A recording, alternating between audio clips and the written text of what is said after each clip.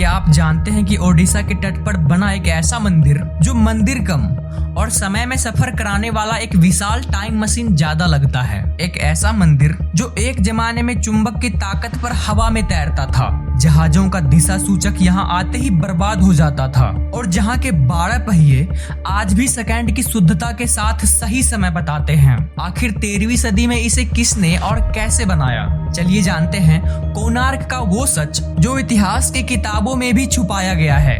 बात 1250 ईस्वी की है। राजा लांगुला नरसिंह देव ने इस मंदिर को बनाने का आदेश दिया, लेकिन ये कोई आम मंदिर नहीं था। दावा किया जाता है कि इस मंदिर के शिखर पर एक 52 टन का विशालकाय चंबुक लगा था और मंदिर की दीवारों में लोहे की प्लेट्स। इस मैग्नेटिक फील्ड के कारण सूर्य देव की मुख्य मूर्ति मंदिर के बीचों बीच हवा में तैरती थी, लेकिन ये चुंबक इतना ताकतवर था कि समुद्र से गुजरने वाली पुर्तगाली जहाजों के कंपास काम करना बंद कर देते थे।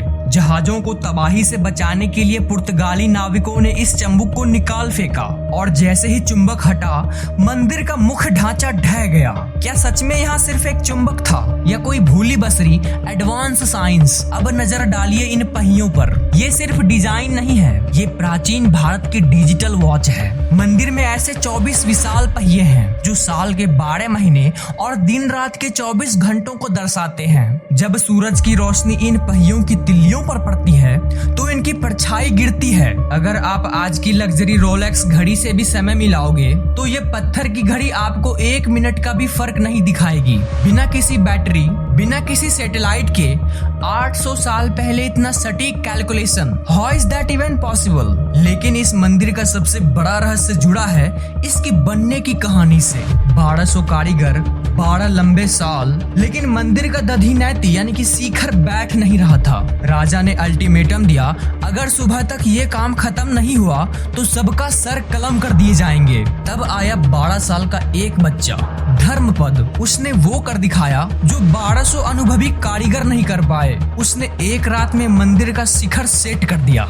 लेकिन राजा को जब पता चलता कि एक बच्चे ने ये काम किया तो बाकी कारीगरों की जान खतरे में आ जाती। अपने पिता और कारीगरों की जान बचाने के लिए उस 12 साल के बच्चे ने मंदिर के शिखर से समुद्र में छलांग लगाकर अपनी जान दे दी। कहा जाता है कि उस मासूम के बलिदान के बाद से इस मंदिर में कभी पूजा नहीं हुई। आज भी जब रात को ओडिशा के तट पर हवाएं चलती है तो लोग कहते हैं कि कोणार्क के पत्थरों में उस 12 साल के बच्चों की चीख और घुंघरुओं की आवाज सुनाई देती है। क्या ये सिर्फ कहानियां हैं या हमारे पूर्वजों के पास वो साइंस था जो आज हम सोच भी नहीं सकते? आपको क्या लगता है?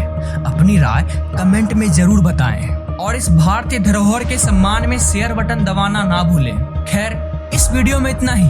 अगली बार फिर मिलेंगे किसी नए रहस्य, किसी नए टॉपिक के साथ। तब तक के लिए दीजिए इजाजत। नमस्कार।